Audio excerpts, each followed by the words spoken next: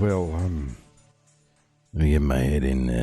Let me get my head in the game here. That's enough of that. That's enough of that. Welcome to the show. Welcome to the show. And I should appear. But there I am. Hi, everybody. How y'all doing?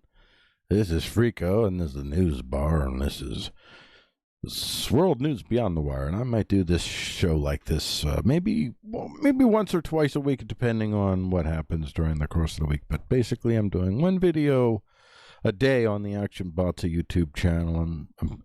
So if I'm only doing one video a day, and I'm only doing them Monday through Friday, that's a lot of stories I miss. So this is what I'm going to be doing. I'm going to have a live stream show, maybe once or maybe twice. We will see how this goes, in which I will talk about stories beyond the wire that didn't make it. These stories didn't make it. Never got to talk about them, but they're worth talking about. And now, if you read the, let me just take this. We don't need this big old browser up here right now. Y'all don't need that in your face. You don't need that. You don't need that. You don't need that.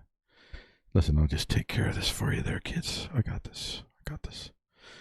There you go. Just put your hands in my hands, and you'll all be good and safe.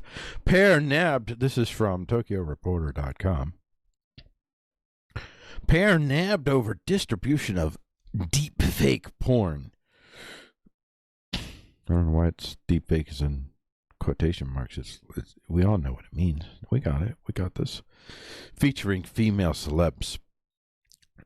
Law enforcement, well, this is Tokyo Reporter, so, to each their own quotation marks.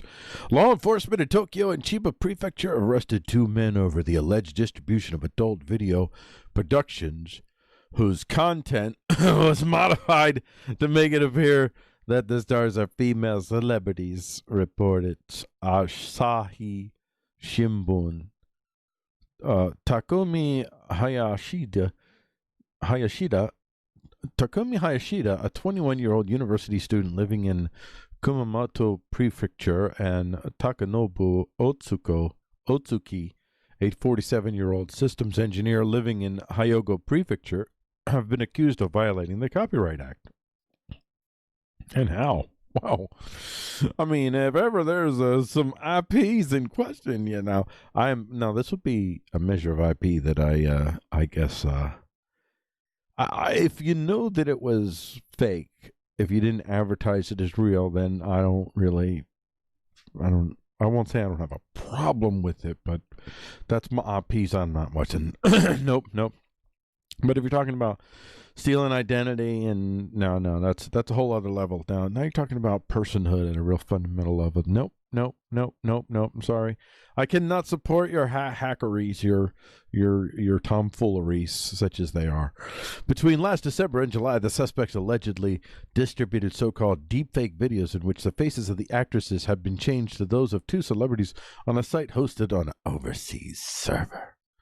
See, it didn't listen, man. We weren't serving the Japanese audience. Look at these people. Look at them. You see this girl walking down the street, you look at her and you're like, yo, porn magnet. Total. Look at the porn magnet. Porn magnet. Wow. Well, I got to give it to him. I got to give it to him. That's some bold infringing. That's oh gosh. I'm sorry, I just lost a lung. You'll have to embolden my call-fallations. This isn't the cuckoo koofies or whatever we're calling the euphemism of the current age. No, this is just the standard working in a basement and our dehumidifier not working, so I got some issues going on. So anyway, I'm going to live. We're all going to live. Well, until we don't. And then artificial intelligence. The editing was completed through the use of an artificial intelligence technique. The pair uploaded a total of around 1,250 videos, police said. In addition to infringement of copyright, police allege that the distribution of the deepfakes video also defames the celebrities. It does. Actually, I'm kind of reading it sarcastically, but that was my point. Well, one of my points. Hayashida said that he did it to make money. However, Otsuki said, I wanted to receive reviews about the quality from around the internet. Oh, man. So, okay, well, which one was which? Okay. Try to remember this. Hayashida, he, money. Otsuki. Now, is that a woman? I'm assuming. Okay, so let's say are arrested two men. No, they're both men. I am very sorry that I misgendered you, sir. I apologize. I apologize. Oh, gosh, I'm not having a good day. I was having a good day until this moment. Now I'm like, well, there you go. You're canceled. There you go. That's the end of that. Actresses from... Okay, I don't need to read the rest of this. We're going to the next story. How about we go on to the next story? I'm going to go on to the next story. What do you think of that?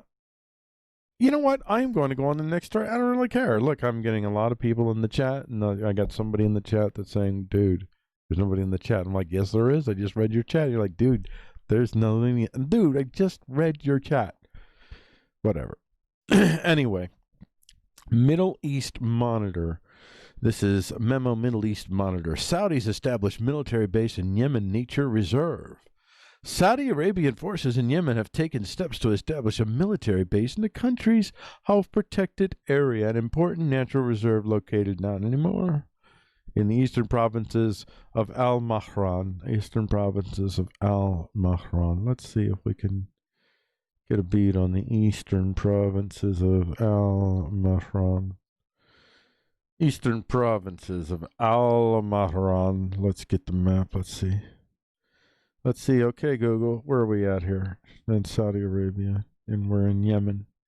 So we're somewhere down there. So let's go to just Al-Mahran. So there you go. That's what we're talking about. So they're talking about the eastern provinces. So that would be this area over here, which is Oman. So bear that in mind, Oman. So what we're talking about is, wow, that is quite, I'm sure Oman loves this. And then you got Saudi Arabia right here. So you've got a bit of a buffer here. And oh, that's nice. That is very, very nice. And what is here? Is there a doable port here? It doesn't look like there'd be any kind of significant portage. Let's look at the satellite view of the search situation here, and I don't see any significant port. So okay, so let's back up here. There you can see the province here from a little bit deeper out, a little bit closer, and you see that's an interesting development there, right there. So it's So I'm willing to bet it's somewhere around there, and I'm willing to bet that the Saudis are going to be able to have full access. So basically, in essence, what they'll end up with is basically control of this whole swath here, probably. Where I bet you probably. Let's see where the base is located. So, an important natural reserve located in the eastern province of Al Mara, which is contiguous with neighboring. Right. Well, wow. So it's right there in the middle of two reserves, but geopolitically, I'm sorry, Saudi Arabian princes and whatnot. That's more important than the than little animals that we're trying to reserve, just in case we might need them for later cancer medicines. Just kidding, just for the cuddles. It's all for the cuddles, always. Citing tribal sources, the Yemen news portal reported yesterday that the Saudis have already started to set up the barracks in what is vital grazing territory for the province's semi-nomadic tribal community. It is believed that the militarization of the reserve will sever an important income source for the Mari community. Man, wow. So it will sever. So that's another thing it's going to do, is sever this this migrations back and forth. Wow, this is going to upset so many. This is bad. This is very, very. This is the more important story than this story right here. But this story right here, this is definitely the lead. I'm sorry, this is definitely for so many reasons. This is still the lead. I don't apologize for the story being the lead. So this is still what would be the most important story, as I would view it. Well, if you're a consensually minded individual, this is of the stories that I selected from today, and I didn't have a large selection, and there was a reason for that. But of those stories, this was the story that I thought was the most important, and I only looked at about a third of what I normally look at. So there is some context. There could be stories I missed today, but hey, that's cool. We live and learn. We live and learn, everybody. We live and learn. So I got that lined up there, and you can see this is not good. After they did all that they did to help Yemenis die, now the Yemenis are like kind of defeated. So I guess the Saudis won. Saudis won the war with the help of the Americans. Now listen, I love my country, and I'm an American citizen, and I don't apologize for it, and I'm not ashamed at all of my country. Nation states do what nation states do, but that doesn't mean that I endorse all the things that my nation state does, and I'll certainly tell you that I was vehemently opposed to the United States of America supporting Saudi Arabia during that war. I don't care what the geopolitical advantage to the United States was. Nope.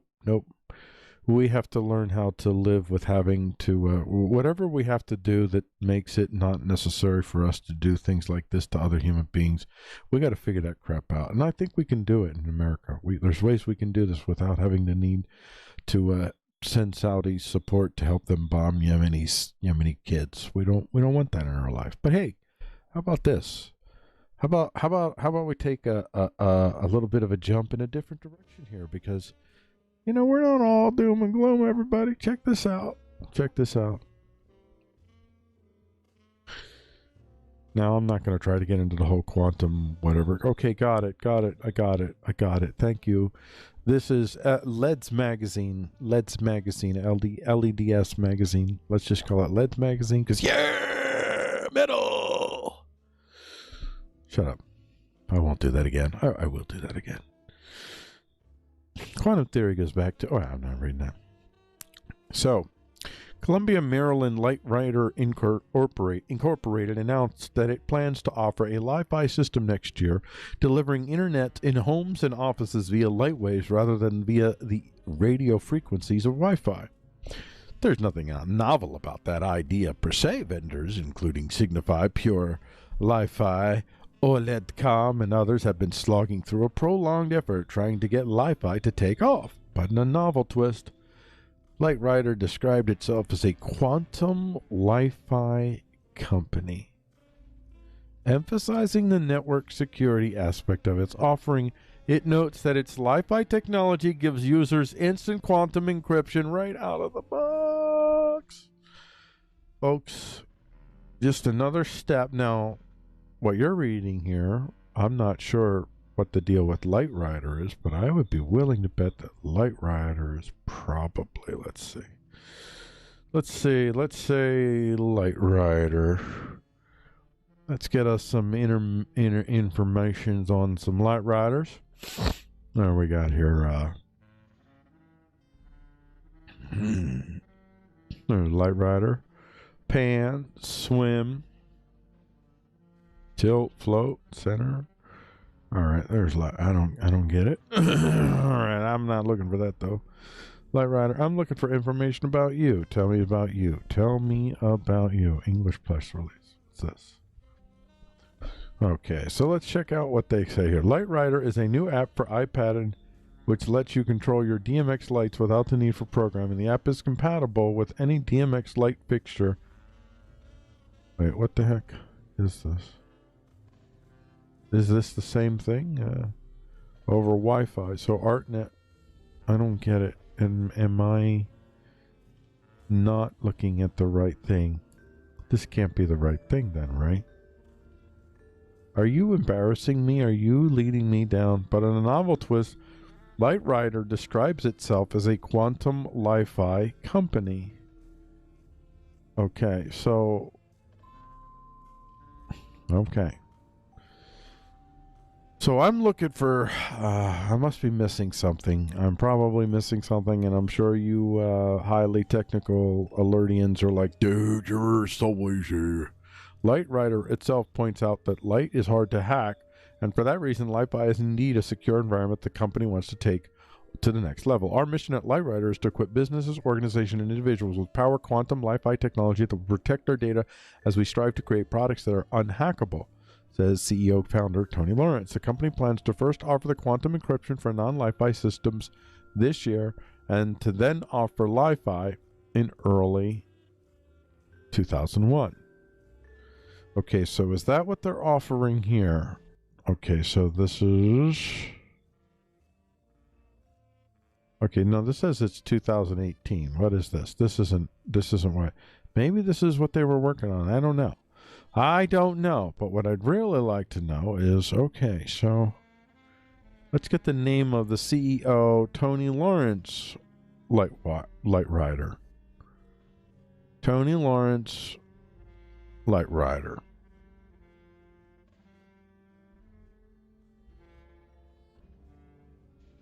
Let's check out Tony Lawrence, Chief Executive, Light Rider. All right.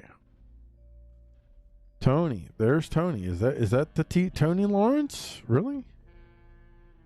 Is this a young man? Is this a young man's vision? That's cool if that's true. Really? This is freaking awesome. So this is a young man.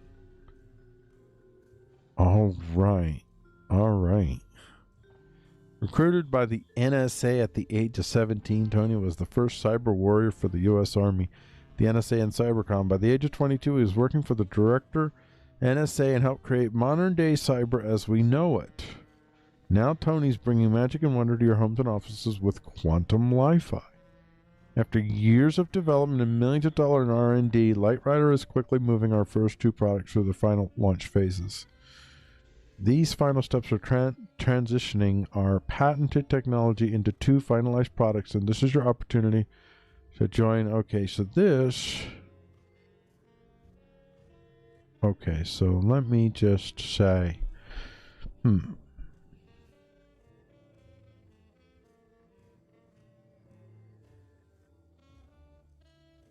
Where is... Okay, here we go. Here's something more. Good.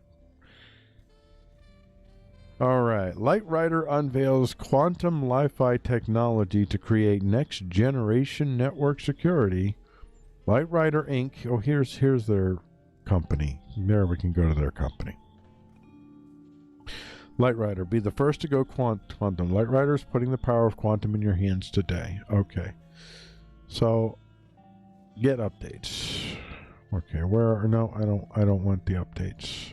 I don't know what that is. Okay. I don't know what that is. Okay, so no. Let's not do that. So here's a press release for this. Okay, so let me just say that I need to see more information from this. I don't know what quantum LiFi is, but let me just see if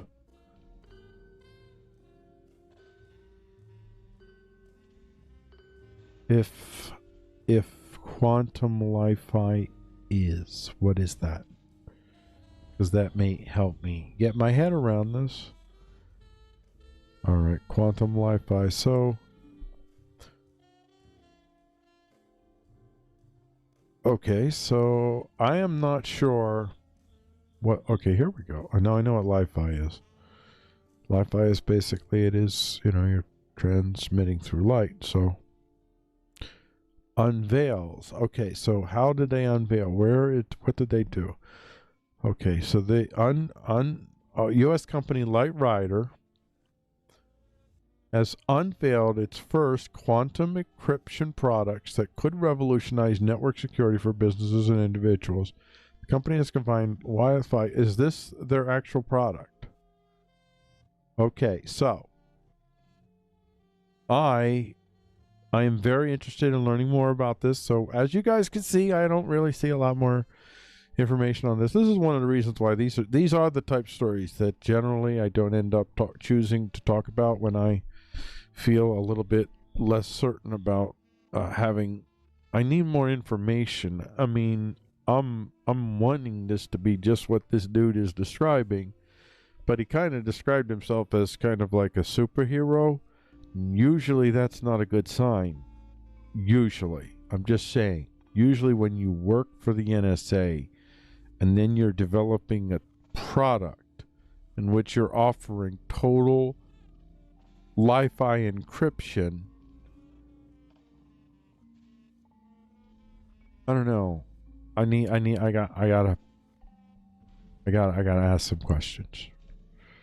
So I need to know more. So I'm gonna move on. I don't know. But the general development of whether this is the real meal deal, I want to get excited about this because I wanted to, but then I saw this. But really, this is what really bothers me. Right here. So let's see if we find out more information from who Tony is. How about we do that? How about we do that? After years of development and millions of dollars in R&D, I'm just not finding a lot of information on this. Okay. Here. Oh, this gives some credibility. Okay, this is good. Okay. Let's check this out. Wait, is this him? Okay, cool. Excellent. I got something.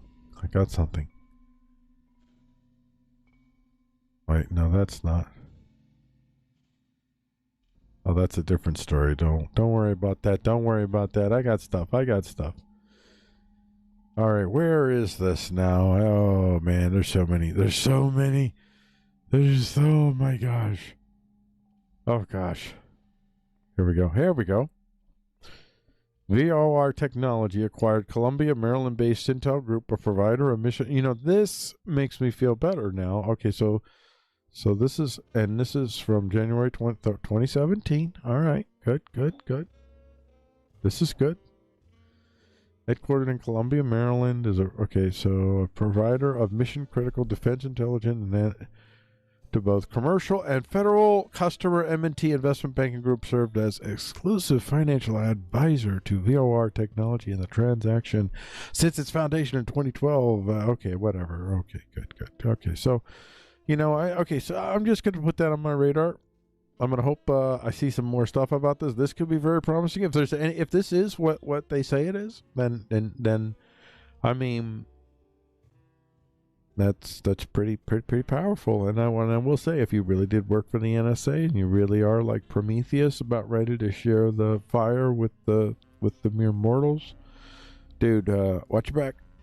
NSA is not gonna like you. Seriously. All right.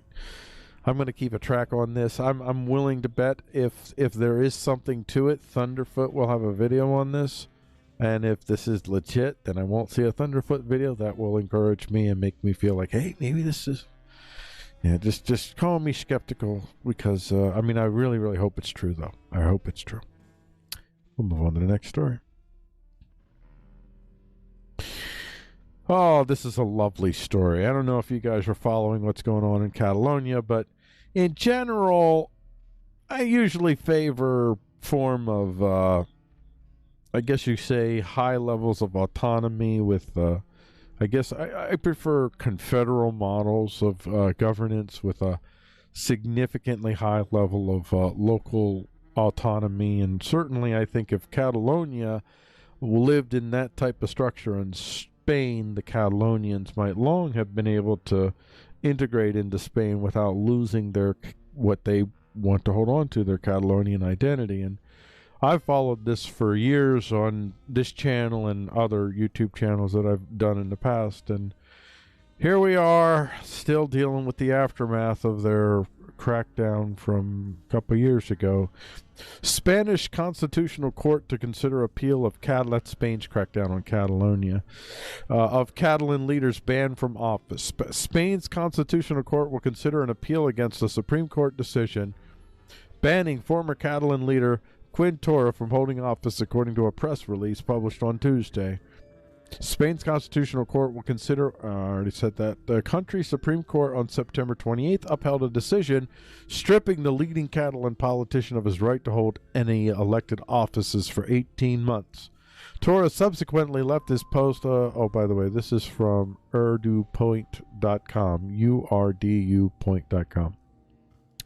Torra subsequently left his post, and Vice President Per Aragon was appointed as interim leader of the region. According to the Spanish news broadcaster 24 Horas, the Supreme Court's decision will not be suspended while the appeal is... of course it won't be suspended because, you know... So that's just a little dip into Catalonia. I keep tracking it. It's been, relatively speaking, somewhat quiet of recent times, but I'm still paying attention to my friends in Catalonia, you know. Still hoping. Alrighty, moving on. The farm of the future might be in Compton. Inside a warehouse. And run partly by robots. Yeah. Yeah, how you like that? How you like that? How do you like them cannolis? Right there. Like, how you like them flavor whistles? Right there. Right there. You just take that in. This is the kind of stuff that I'm talking about. And I mean, I would that it was not government and it was not corporate, that it was independent of that it was individuals that lived in these communities that had consensual methodologies of governance, of direct democratic governance based on your participation in the overall group. I call it, my brother and I used to call it participatory ownership. Now I call it participatory stewardship. From the outside, the gray and white warehouse near the corner of Ora Street and Mona Boulevard seemed like 1,000 other mundane Southern California buildings, but the interior, once completed, will resemble a sketch from a futurist daydreams. If all goes well, the 95,000 square foot Compton facility will house rows and rows and rows and rows and rows of hydroponic towers organized into emerald walls of non-GMO, pesticide-free leafy greens. These plants won't rely on sunlight in order to grow. Gleaming LED lamps will provide all the light the crops could ever want. Robots will transport seedlings while other machines move the towers as part of an orchestrated production process.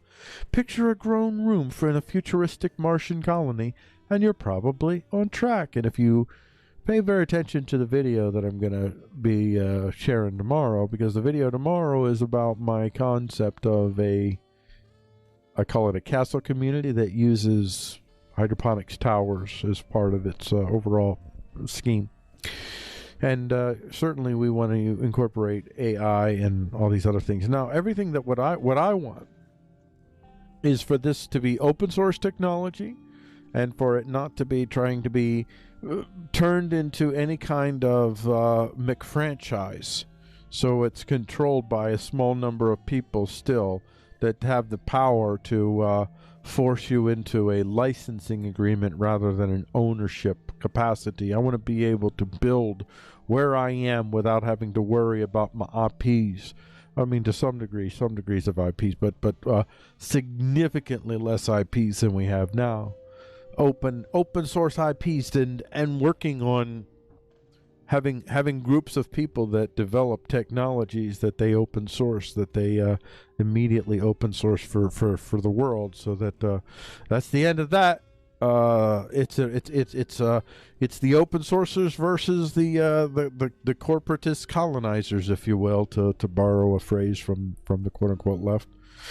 I don't really like that phrase, but in this it is one of the few times that I think that phrase colonizer is so apropos. I think IP fundamentally is colonizing in its very nature. You end up in a system where largely the best of the best, in significant proportions, more than 60%, more than 80% probably, the best of the best minds end up developing the best of the best ideas that end up turning into intellectual properties that are owned by a handful of individuals that use that IP to make billions of dollars a year doing nothing but owning that IP, and they're the ones that get the lion's share of that sugar mill cut. So if they're working with, if Plenty, for instance, we can look at Plenty. What's Plenty working with? Who are they working with? Plenty. Zero pesticides, just picked, craveable flavor, produced so good you'll want to snack on it. So I'm totally down with this. Totally down. But what I want to know, Plenty, is where you get your venture capital from. Who owns you? That's what I want to know about Plenty. I'm totally down with vertical farming. I've been talking about vertical farming, by the way, since 2003. Just so you know, I've been talking about vertical farming since, well, you don't need to know, but I want you to know because of my pride. But I want you to know, and also to give me some credibility, because this stuff, I've been talking this stuff for years. But to my shame, I have yet to build my own vertical farm tower. That was my dream. I call them fart towers back then. I didn't hear vertical farming as much back in 2003. It probably was because maybe I didn't hear it. So I refer to them as farm towers, basically. A collective of growers, innovators, engineers, scientists, artists, foodies, and plant romantics working to improve the health of plants, people, and the planet. There's so many other things you could use these things for, like I talked in my video that you might see tomorrow, and that is you could have farm towers that are devoted to nothing but medicinals, farm towers that are devoted to nothing but whatever can be converted into 3D printing material, so that you can, as much as possible, self-sustainingly grow your own materials, and then you can recycle those materials when you're done with them. You know, when I'm done with I bet you there are plenty of things that we use regularly that don't require a lot of durability, that especially if we knew that if it broke we could easily just throw it in a little waste little thingy and get it deprocessed and go over to our maybe we got our little, if it's a little enough thing, probably just our little home microfactory, and just 3D print out a new one, and maybe 90+% of the material ends up getting worked back into the system. I mean, these are the things, these are the promises that are already here, that we're, I believe, able to do, and we would develop rapidly. If all of human energy was put into things like this, not only would you be helping their global warming, these are solutions that would help global warming that don't involve, for instance, empowering institutions. As much as we can, for instance, we would like to develop communities in which most of what you need is within walkable distance. I've been working on, like, watch the video tomorrow, communities in which everything is like within a mile and a half. 10 to 15,000 people are capable, with the technology that we have today, we are capable, 10 to 15,000 people can provide 90+% of their wants and needs right where they live, so that they don't have to go out and drive nearly as much, for instance. A lot more healthy, to be able to walk a lot more, and not have to walk, but be in a position where it would be easy to live a walking lifestyle and get all of your basic needs and not be living in a big city to get that. We could do that. We could do that if we embrace things like AI and deep learning and technologies in general, automation that we can use to free us up. We could start to create other types of we have no idea the ways that we're going to be able to provide services for one another based on what the AI and the deep learning and everything can provide for us. I envision a day when we're going to have these open source AI cores that you get when you're a kid, and you go through a program, and maybe you have mentors that help you. You really have to have mentors that are interested in serving a human and not making a human. That'll be a fundamental driver. That'll be a key value to have in the world that I'm envisioning. And what you do is you sit down and with this mentor help you take you through the process, and basically you're growing what will end up being your personal AIs.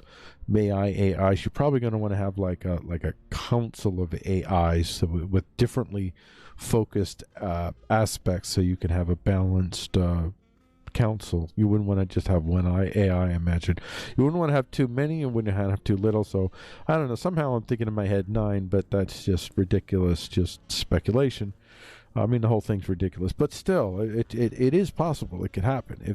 If AI ends up being the open source tool that we give to our kids, and they end up developing through the years, they end up developing this council of AIs in the deep learning process, so that all human beings can literally walk around like you can have an IQ of 60 and still have the council of elders at your beck and call, so that not even a person with an IQ of 200 is capable of fooling you. It's like it's a form of arms. You know, arms are a great force equalizer for people who are physically inferior.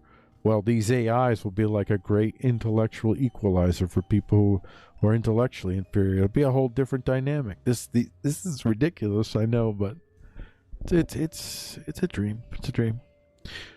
We're gonna go on the next story. Yeah. We're going to go on the next story. How about we do that? This is literal combat ship USS Gabriel Giffords quietly ends Western Pacific deployment. This is the congresswoman that got shot by the maniac dude for whatever reason. And they tried to pin it. They literally tried to pin it on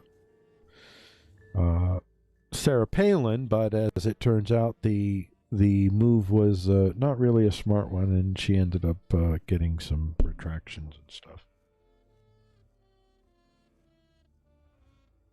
Had something to do with a bullseye, or I don't know. It was the early beginnings of the beginning of the ridiculous, the absurdly puritanical, moralist, reaching for the most desperate of constructs to put your enemy in as negative light as you possibly could. But this news is interesting. This literal combat ship, and a literal combat ship is just a coastal ship. That's all that means. USS Gabriel Giffords has completed its deployment in the Indo-Pacific region and is now assigned to the U.S. Navy's 3rd Fleet, USNI News has learned. U.S. Indo-Pacific Command has posted 2 tweets on its Twitter account on October 6th, the first stating that Giffords was conducting routine operations in the U.S. I really hate this, so by the way, I don't. It's one thing I would also change about America. I would destroy all the statues to all the politicians, living and or dead. All of the names, all of the money, all of it would be gone. There would be no people that would be idolized in any way, shape, or form. All of the names of the ships would be, none of them would be named after former human beings. We name them after, I don't know, bunnies or something. I don't know, anything but humans, and especially living American humans, but especially humans that you know what, we can name them after. Well, we can pick like different people throughout history that they exemplify some form of American value, and they exist throughout history, like across cultures and divides. Are examples of what we could call. Well, here's an example of what could be called an American value, or maybe in part America got from in however many connections maybe it got to. Anyway, so the Giffords is leaving the Indo-Pacific Command. Basically, the nuts and bolts of it is this is going. They're going to the U.S. Third Fleet.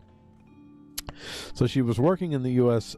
Seventh Fleet, and what she was doing there was doing some joint operations with multiple countries, and even somehow El Salvador's over here. What the heck? The Independence variant literal combat ship USS Gabriel executed a passing exercise with El Salvador naval counterparts in Eastern Pacific. Better together. Yeah, El Salvadoran forces, U.S. forces, all these forces, man, so many. This is all about China. So let's get a sense of what the U.S. Third Fleet operates now, because they're operating in the Indo-Pacific, and now where does the USS Third Fleet operate? Okay, where does the USS Third? Okay, marks the Navy's 24th birthday. Okay, so submarine forces release intent. USS Gabriel Gifford Sever conducting. Oh, there you go. And submarine forces release commander's intent. So let me see. Where is the U.S. Third Fleet located? Okay, United States Third Fleet is the one numbered fleet in the United States. Is one of the numbered fleets. Third Fleet's area of responsibility includes approximately 50 million square miles of eastern and northern Pacific Ocean areas, including the Bering Sea, Alaska, Aleutian Islands, and sector. Wow, this is like, okay, you did a good job, but now send you back to Alaska. Man, you imagine if you're on that fleet, okay, so now you get a scope. I'm glad I looked. It puts things in perspective. Now these crews here, now this United States Third Fleet that is getting the word that it's a go. You know what? I'm trying to go to places in which I'm not. So there you go. Wow, man, we got to serve. Oh, so that's why they passed El Salvador. They were probably on their way up to Alaska in irrelevant land. Submarine hunting, probably. In irrelevant land. What are they searching the coast for the guarding the coast, man? But we need you up there though, guys. I know it's cold, but man, they're out in the Indian Ocean and they're doing all these exciting exercises, and it's like warm and it's awesome. It's like all these different sailors and people were meeting and reporting and all this, and you're going to the Third Fleet, guys. Oh man, this is like one of those episodes. If the Gabby Giffords, the Gabby Gifford show, except the Gabby Gifford show is just named after the ship. This is one of those episodes where everybody finds out by the end of if they don't get this thing that they're going to end up on the Third Fleet, and they're going to move from the Indian Ocean where all these exciting characters are doing all these dynamic things to the Arctic Ocean. And in the end, something happens, like the guy that's trying to get them at the end, it turns out that they catch him on audio tape telling the commander, talking about how the commander's wife is just a pig-headed woman who wants to routinely go down. Never mind. It's a family show. And then they get saved, but in this case they didn't. So now they're cruising. Now they're like, oh man, this isn't an episode, is it? No, it's real life. We're going to, this is it. This is America. This is us now. This is it. This is Gabby Gifford. This is us now. So, bummer for you. Really. Here's a little bit of a note here. U.S. survival camps to activate due to fear of election violence. There's going to be some election violence, but don't worry. Just make sure you got a stockage of beans and bullets. Beans and bullets, and just hunker down. Stay out of people's way. Don't get involved. Don't get involved in these people. The people that are going out there willing to shoot each other, if that happens, man. I'm telling you, these folks, they're not looking to create anything good for either any of us real poors. Just hunker down and let them fizzle out in a little bit, and then we'll get the adults eventually show up, and might have to be us eventually. A chain of U.S. survival communities plan to activate and open to members for the first time over fears of violence following the presidential election of November 3rd. You know, it's not really a bad idea, really, all things together. I mean, really, I mean, hey, everybody, man, we're just going to, like, hang up here for a little bit. I mean, that's not a bad idea. This is actually pretty low-key, not a bad idea. Fortitude Ranch set up its first camp in West Virginia in 2015 and has 2 more in Colorado. You know what this really sounds like? This really sounds like survival camps that see an opportunity for some marketing, and they're trying to do, see, look, it's going to be terrible. It's going to be terrible. That's what this really is. These survival camps is like, yo, man, dude, this is our time. Dude, we got to play this, dude. We got to do, I got an idea. Hold on. Let me go call my ad rep. Yo, Frank, I got this idea. It's always Frank, by the way, on my story. It's always Frank. Yo, Frank, I got this idea, man. Check this out. Electropolis. Do it, Electropolis. Worried about Electropolis?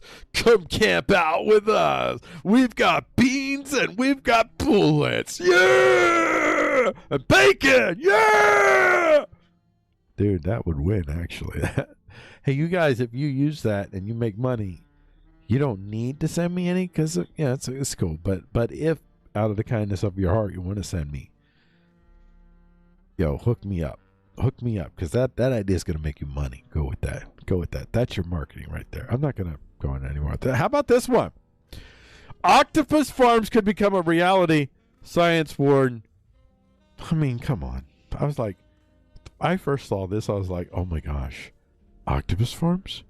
And then I saw, scientists warn this isn't a good idea. I was like, oh man. Why you gotta do that to me? Why you gotta set me up for glory I was picturing like little octopi and like little octopods and like like maybe there'd be like a little wilbopod eventually. And then there would be like is there underground water spider, a charlotte water spider, and I've always wanted to see that version of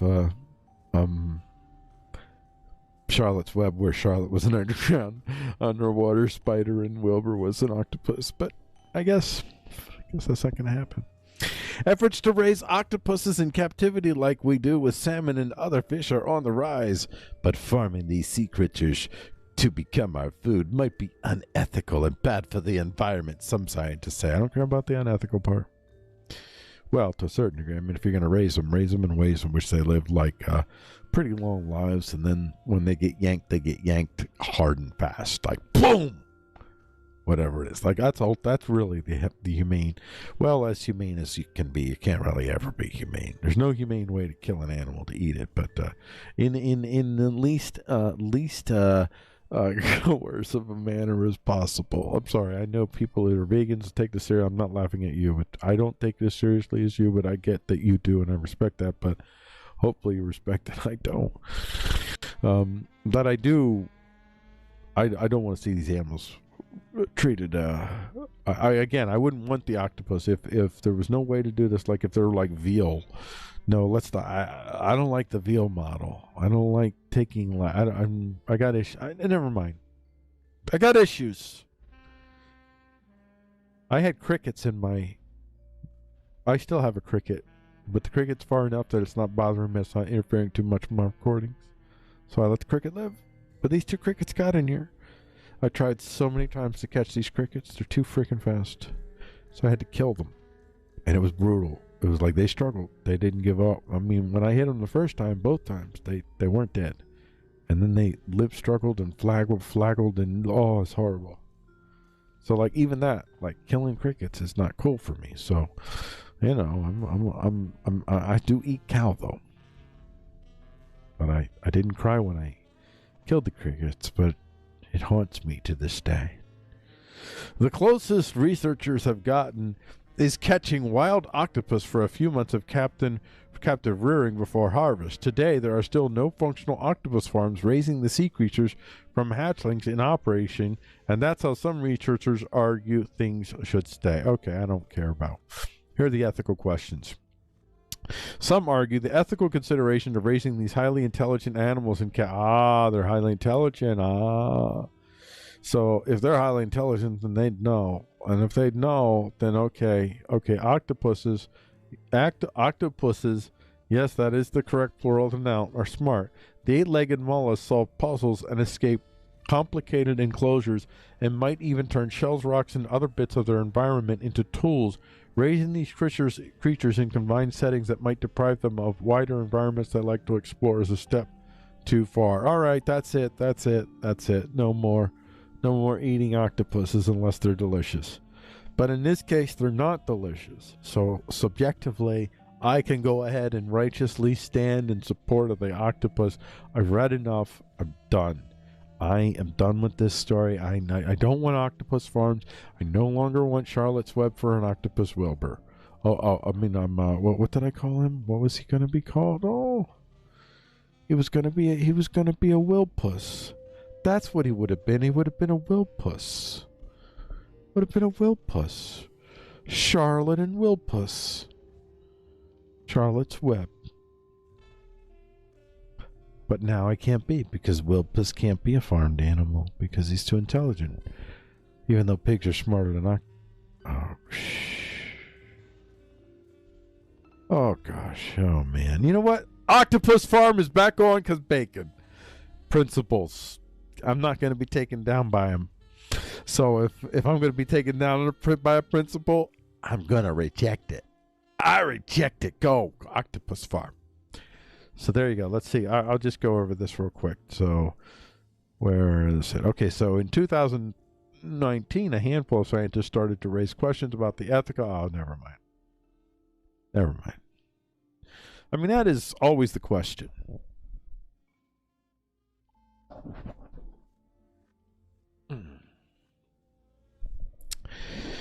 The bacon scale.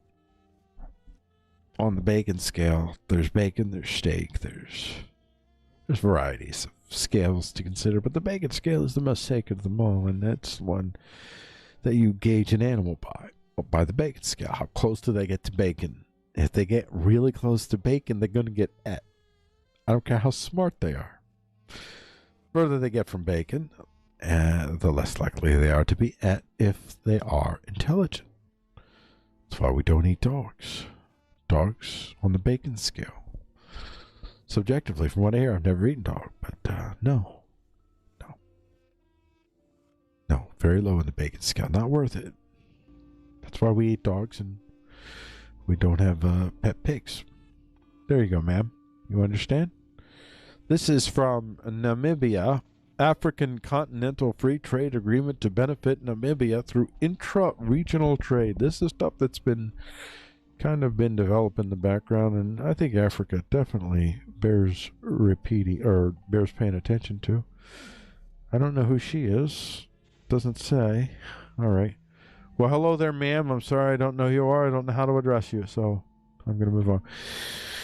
AFTFA is one of the flagship projects of the Africa Union, a key program and initiative that has been identified to accelerate Africa's growth and development by boosting intra-African trade and the continent's trading position in the global marketplace. The agreement to establish the AFTFA, I love it. I mean, it's so hard to say, but I love it. AFTFA.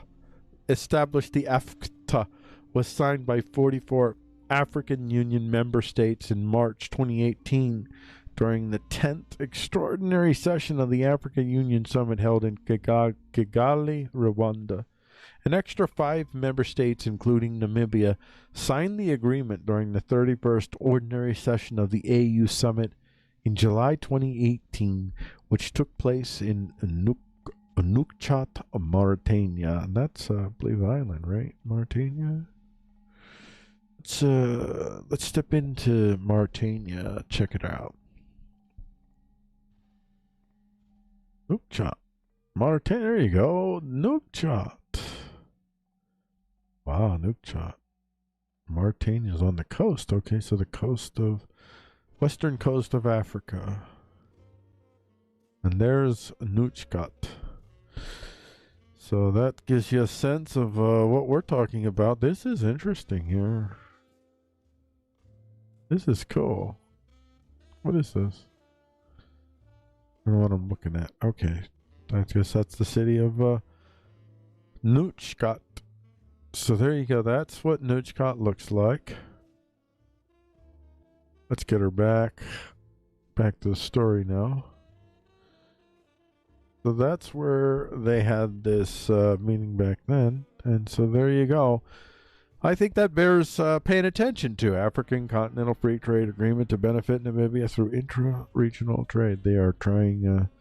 I hope they don't go down this. If the Africa Union becomes like the European Union, that would be horrible and disastrous. You need some sort of confederal, extremely limited in scope and the degree to which they're providing this overall governance for this ability to co-prosper, to I guess mesh prosper in a sense, all these nation states working together in mesh structures, hopefully. Because if you turn into the EU, you're gonna stilt the potential of Africa by another 8 to 10 years. So please make sure that you go down a very limited mandate with a very confederal, direct democratic type of structure. Otherwise, good luck. Aggressive raccoons keep harassing White House reporters, and there's wild video. Frickin' raccoons, man. CNN's Johns exclaims on one clip. God, again, that's the second time. Now let's turn to a neighborhood nightmare. Families living in fear of a home overrun by raccoons. Are they say the overrun? animals are now trying to invade their homes. That's happening on Detroit's west side, just across from Rouge Park. 7 Action News reporter Rudy Harper is there live tonight with this video. Isn't the story. Whatever. Trying to make whatever. Well, at least they wear a mask. Okay, so they didn't even show the right one. Man, you suck. You suck. You suck. All right. Where's the White House one? I want to see the White House. You're showing me a family that lives in fear of raccoons. All you got to do to deal with a raccoon.